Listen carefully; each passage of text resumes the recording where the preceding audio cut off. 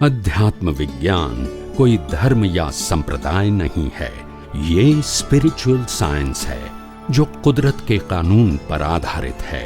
ये विज्ञान पूरे ब्रह्मांड के सभी रहस्यों को उजागर करता है और जीवन के सभी पहलुओं को समझने के लिए एक नई दृष्टि देता है। इसी को आर्ट ऑफ विजन कहते हैं, दुनिया को देखने की एक नई दृष्टि, जो अध्यात्म विज्ञानी परम पूज्य स्वामी श्री कमलेशानंद जी के निर्देशन में सनातन सत्य का अनुसंधान कर हमारे जीवन को प्रकाशित करे। जय सच्चिदानंद। ऊंट शरीर છું, મન વચન કાયા ઊંટ ચલાવું છું, સત્તા સંપત્તિ સંબંધ સાધન મારા છે। સમજાય છે? બાળપણ યુવાની ઘડપણ મને થાય છે, જન્મ મૃત્યુ મારું થાય છે। સમજાય છે? આ બધી માન્યતા એ અજ્ઞાન છે। તો કે છે કે આ બધું પ્રકૃતિનો સ્વભાવ છે, પ્રકૃતિની અવસ્થા છે અને હું પ્રકૃતિ વિનાશી, પ્રકૃતિથી મુક્ત, અવિનાશી, ચેતન અને અનંત શક્તિવાળો એવો શુદ્ધાત્મા છું। પણ હું પોતે આ વિનાશી અવસ્થાઓને માનું છું ત્યાં સુધી અજ્ઞાન છે, ત્યાં સુધી અજ્ઞાન નથી। હું માનું છું એ અજ્ઞાન છે। Your belief is wrong. Your circumstances are not wrong. સંજોગ એ કુદરતી રચના છે, પણ સંજોગને હું છું, માનું છું, તો પછી ભૂલ કરે। સમજાય છે? માણસે ભૂલ ક્યાં કરી એ સમજવાનું છે। માણસે ભૂલ એ કરી કે મકાન મારું છે। શું કીધું? પણ હું મકાન, કાર મારી છે પણ હું કાર, અહીંયા ભૂલ કરી। શરીરે મારું છે અને હું બોલતા નથી। પૈસા મારા છે, હું પૈસા બોલું છું? વિચાર કરો। હસબન્ડ કે વાઈફ મારી છે, હું વાઈફ બોલું છું? ત્યાં કેવું છૂટું પડે છે? અહીંયા ના પડે। મારું એ શરીર અને હું, બસ એનાથી સંસાર ઉભો થયો। શું થયું? સંસાર आज खबर ना पड़ी। समझाय छे? आखू विश्व, मैं जब सवारे पूछती प्रमाणे आखू विश्व एक ज प्रकारना फॉर्मेट थी चाले छे। विश्वना तमाम धर्मो, all religion of the world, they follow the same format and same theme. Theme पण एक અને ફોર્મેટ પણ એક, તમામ ધર્મો। કારણ કે તમામ ધર્મોની થીમ એક જ છે, પાપ, પુણ્ય અને પ્રાયશ્ચિત। તમામ ધર્મોની એક જ થીમ, આમ કરશો તો પુણ્ય થશે, આને પાપ કહેવાય, ને પાપ ના ભોગવવાનું હોય તો એક જ થીમ। અને થીમની સામે ફોર્મેટ શું છે? એક જ સરખું બધા ધર્મો। પહેલા બધા ધર્મોમાં એક ભગવાનનું ટાઇટલ હોય, બીજું ગુરુનું ટાઇટલ હોય, ત્રીજું મંદિરનું હોય, ચોથું મંત્ર હોય, પાંચમું શાસ્ત્ર હોય, છઠ્ઠું રિચ્યુઅલ્સ હોય, સાતમું સંસ્થા હોય, નવમું આઠમું વર્તમાન ગુરુ શિષ્ય હોય, નવમું બરગોડા હોય। આ ફોર્મેટ બધા ધર્મોમાં એક જ સરખું। This is to be called a religion, not spiritual. Spiritual is beyond format. Spiritual is beyond theme. જેમાં પાપ પુણ્ય પ્રાયશ્ચિતની વાત ના હોય અને ફોર્મેટની વાત ના હોય, જેની અંદર યુનિવર્સલ ટ્રુથની વાત હોય, લો ઓફ નેચરની વાત હોય, ઇટરનલ એલિમેન્ટ્સની વાત હોય, આ બધી વાતો ના હોય।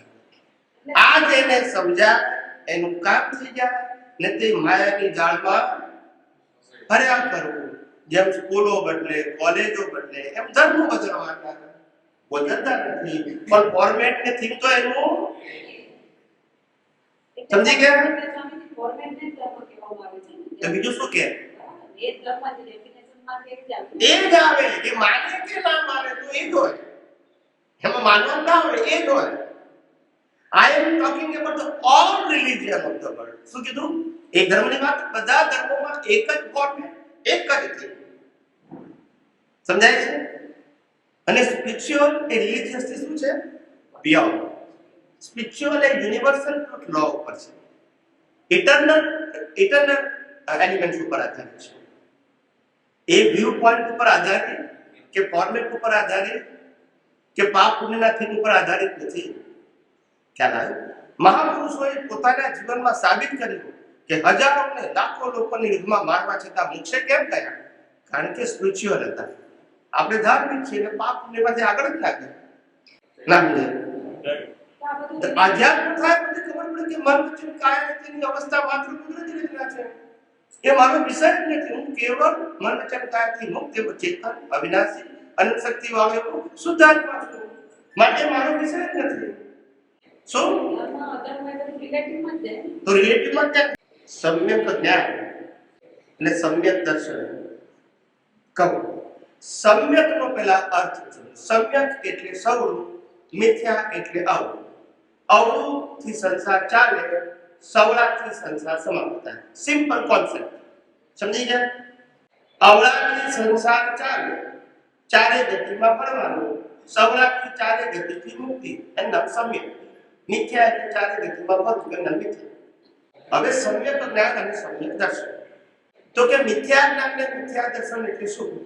જ્યાં રિલેટિવ સત્યની બિલીફ છે એ મિથ્યા જ્ઞાન પણ મિથ્યા અને દર્શન પણ મિથ્યા. જ્યાં સનાતન સત્યનું જ્ઞાન અને દર્શન છે એ જ્ઞાન પણ સમ્યક અને દર્શન પણ સમ્યક. તો કે સમ્યક જ્ઞાન અને દર્શન શું છે એ આપણો સબ્જેક્ટ.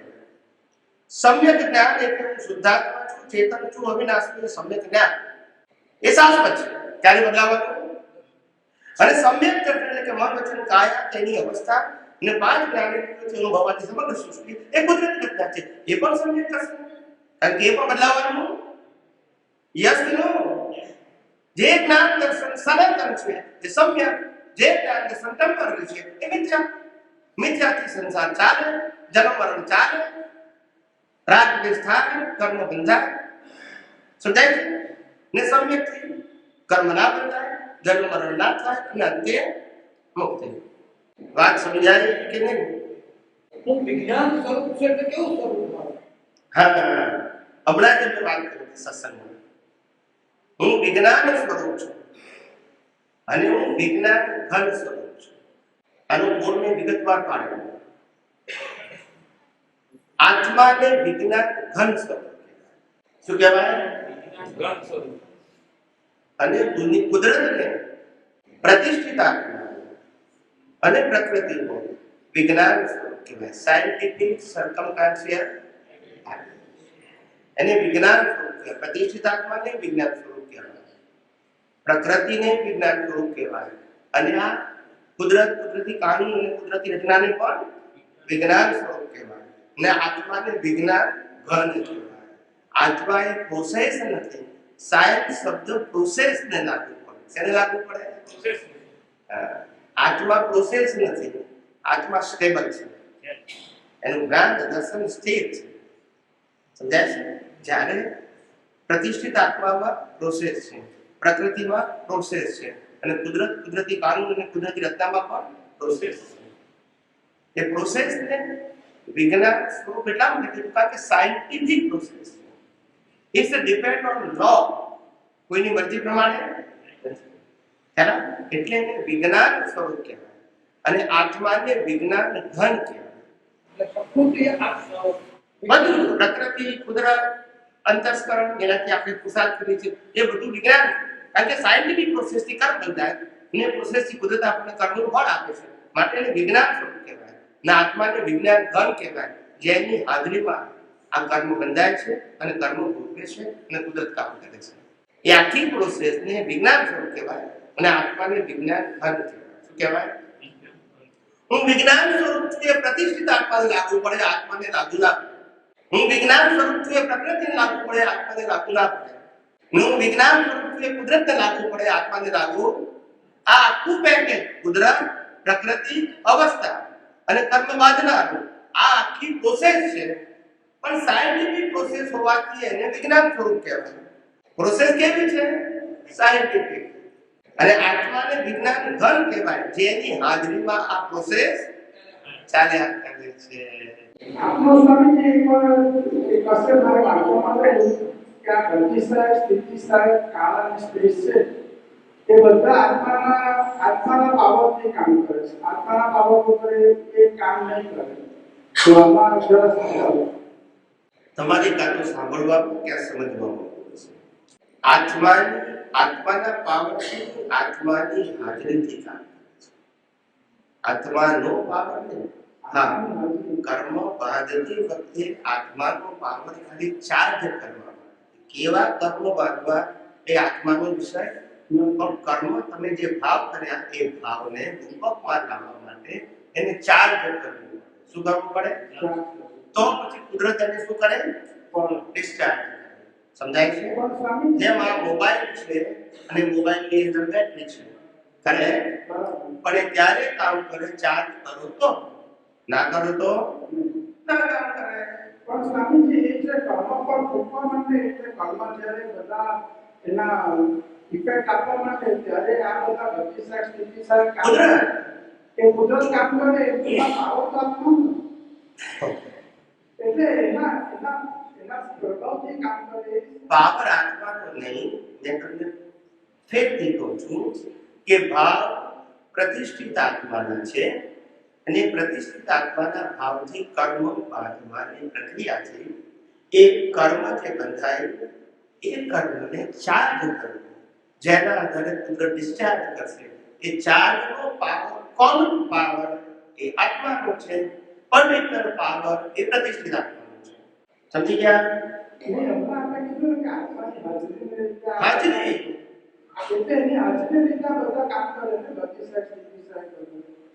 એની હાજરીમાં કરે, પણ એ પોતે કશું કરતો નથી અને એના પાવરથી પણ કરતા નથી. એ કર્મના પાવરથી કામ કરે છે. બધું કુદરતના શક્તિઓ છે. બધી ગતિ સાહેબ, ટાઈમ, સ્પેસ, જળ, આ બધા કુદરતના પાવર છે ને કામ કરે છે કુદરતી શક્તિથી. માટે તો એને કુદરતી રચના કહીએ છીએ. આત્માને કુદરતી રચના ના કહેવાય, પણ અવસ્થાને કુદરતી રચના કહેવાય. મન, વચન, કાયની અવસ્થા માત્ર કુદરતી રચના છે. પાંચ જ્ઞાનેન્દ્રિયોથી અનુભવાતી સમગ્ર સૃષ્ટિ કુદરતી રચના છે. આત્માને કુદરતી રચના એ સ્વયં છે, સ્વાક્ષર છે, ઇન્ડિપેન્ડન્ટ છે. બાકી બધું ડિપેન્ડન્ટ છે. ડિપેન્ડન્ટ બધું જ કુદરતી. આત્મા અને પાંચ તત્વો વચ્ચે ભાવનું હોવું જરૂરી છે. બાકી કોઈ કામ ના કરે. ભાવ ના હોય તો કર્મ કઈ કોઈ કામ ના કરે. એ પ્રતિષ્ઠિત આત્મા ભાવ કરે છે. આત્મા જો ભાવ કરતો હોય તો પછી ક્યારે મૂકી જાય? આત્માની હાજરીમાં પ્રતિષ્ઠિત આત્મા ભાવ કરે છે. જ્યાં સુધી અજ્ઞાન એની છે ત્યાં સુધી. અજ્ઞાન નથી તો કર્મ બંધાતા નથી, અને જે બાધ્યતા એ ભોગવી નાખે તો આત્મા ક્યાં જાય? મોક્ષે જાય. પણ નવા બાધ્ય તો જન્મ મરણના ચક્કર ચાલુ. શું કરશો? તો આ બધા જે તત્વો કામ કરે છે તે એટલું ફાસ્ટ કોઓર્ડિનેશન કેવી રીતે બધા તત્વો તરીકે સિદ્ધ બધું એ જ તો સમજવાની જરૂર છે. એ સમજાય તો પછી લાઈફનું ટેન્શન ખરાબ થઈ જાય. પણ એ ના સમજાય તો ટેન્શન રહે. આખી દુનિયા ચલાવવાને ટેન્શન નથી ને આનું ટેન્શન છે. આને શું થશે? કારણ કે અજ્ઞાન છે. હું એ જ કહું છું કે આખી દુનિયા કુદરત જ ચલાવે છે, પણ આ એવું માને છે કે મારી લાઈફ હું ચલાવું છું એની તો ઉપાધિ છે. એ તો અજ્ઞાન છે.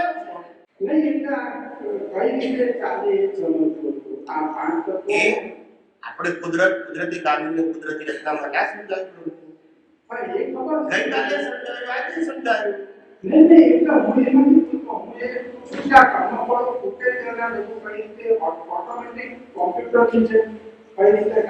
એવું છે સાહેબ કે આ કોમ્પ્યુટર વાળા હોય ને, આઈટી પ્રોફેશનલો, એ લોકો પ્રોગ્રામ બનાવે, રિઝલ્ટ તો કંપનીને મળે.